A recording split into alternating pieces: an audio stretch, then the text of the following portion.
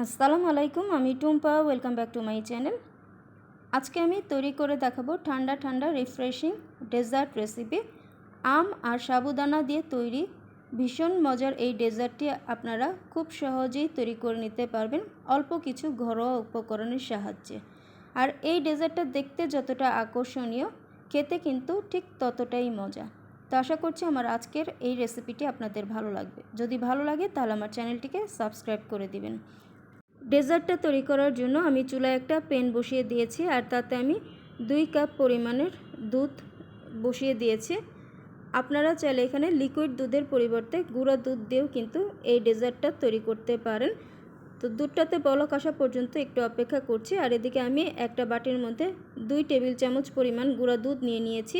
আর যে দুধটাকে আমি চুলায় দিয়েছি, তো সেই দুধ থেকে আমি এখানে 3 চামচের মতো দুধ তুলে নিলাম। নিয়ে এবার এটাকে খুব ভালো করে একটু নেড়ে চেড়ে মিক্স করে নিচ্ছি। আপনারা চাইলে এখানে গুঁড়া দুধের পরিবর্তে আপনারা কর্নফ্লাওয়ার অথবা কাস্টার্ড পাউডার দিয়েও কিন্তু এই মিশ্রণটা তৈরি করে নিতে পারেন। তো এবার আমি মিশ্রণটাকে একটা সাইড করে রেখে দিচ্ছি। আর এদিকে দুধে বলক চলে এসেছে। তো এখন আমি এর মধ্যে দিয়ে দিচ্ছি সাবুদানা। আমি সাবুদানাটাকে আগেই সেদ্ধ করে নিয়েছি। আর সাবুদানা কিভাবে সেদ্ধ করতে হয় তো সেটা তো আমরা সবাই কম বেশি জানি। তো আমি আর এজন্য সাবুদানা সেদ্ধটা দেখালাম না। তো এবার সাবুদানাটাকে দুধের সাথে খুব ভালো করে নেড়েচেড়ে মিক্স করে দিচ্ছি। তো সাবুদানাটাকে খুব ভালো করে নেড়েচেড়ে মিক্স করে নিয়েছি। এবার আমি এটাকে একটা বলক তুলে নিব। তো এই যে পর্যায়ে কিন্তু সাবুদানায় বলক চলে এসেছে। তো এখন আমি এর মধ্যে দিয়ে দিচ্ছি চিনি। আমি এখানে 1/3 কাপ পরিমাণ চিনি দিয়েছি। আর চিনিটা আপনারা আপনাদের কতটুকু মিষ্টি খাবেন সেই অনুপাতে অ্যাড করবেন। আর যেহেতু এটা ম্যাঙ্গো দিয়ে তৈরি করব, তো এখানে আমি চিনির পরিমাণটা একটু কম করে দিয়েছি। এবার আমি যে গুঁড়া দুধের মিশ্রণটা তৈরি করে রেখেছিলাম, তো সেই মিশ্রণটা দিয়ে দিলাম।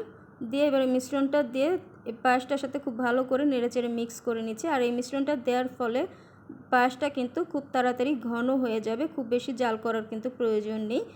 আর এই যে প্যানের চারপাশে যে শটটা পড়ে আছে, তো সেই শটটাকে আমি ভেঙে দুধের সাথে মিশিয়ে দিচ্ছি। এতে করে পায়েসটা অনেক বেশি ঘন হয় আর খেতে কিন্তু খুবই মজা হয়। তো এই যে আমার পায়েসটা কিন্তু ঘন হয়ে গেছে। তো আমি এর থেকে আর বেশি ঘন করব না। এবার এটাকে আমি নামিয়ে একটা সার্ভিং ডিশে সার্ভ করে এরপর এটাকে ঠান্ডা করে নিব। তো এইদিকে সাবুদানার পায়েসটা ঠান্ডা হয়ে গেছে আর সাবুদানার পায়েসটা কিন্তু বেশ ঘন হয়ে গেছে।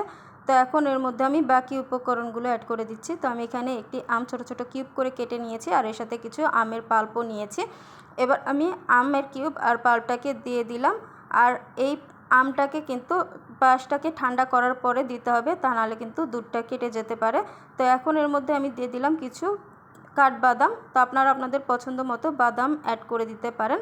এখন সবগুলো উপকরণ খুব ভালো করে নেড়েচেড়ে মিক্স করে দিচ্ছি। সব কিছু খুব ভালো করে নেড়েচেড়ে মিক্স করে নেওয়ার পরে এটাকে নর্মাল ফ্রিজের মধ্যে 1 ঘন্টা রেখে ঠান্ডা করে নিতে হবে। তো এই যে ডেজার্টটা আমি 1 ঘন্টা পরে ফ্রিজ থেকে বের করে নিয়েছি। তো এবার এটাকে পরিবেশন করার জন্য আমি 2টি গ্লাস নিয়েছি। এবার গ্লাসের মধ্যে আমি এই ডেজার্টটাকে পরিবেশন করে দিচ্ছি। তো এই যে ডেজার্টটাকে পরিবেশন করে দিলাম। এবার এটাকে সাজানোর জন্য উপর থেকে কিছুটা আমের কিউব দিয়ে দিব আর সাথে কিছুটা বাদাম দিয়ে সাজিয়ে দিচ্ছি। তো তৈরি হয়ে গেছে আমার ভীষণ মজাদার ঠান্ডা ঠান্ডা কুলকুল রিফ্রেশিং আম আর সাবুদানা দিয়ে ডেজার্ট। তো এই গরমে এই ডেজার্টটি অবশ্যই একবার তৈরি করে খেয়ে দেখবেন। আশা করছি আপনাদের ভালো লাগবে। যদি ভালো লাগে তাহলে অবশ্যই আপনার ফ্রেন্ডস অ্যান্ড ফ্যামিলির সাথে শেয়ার করবেন।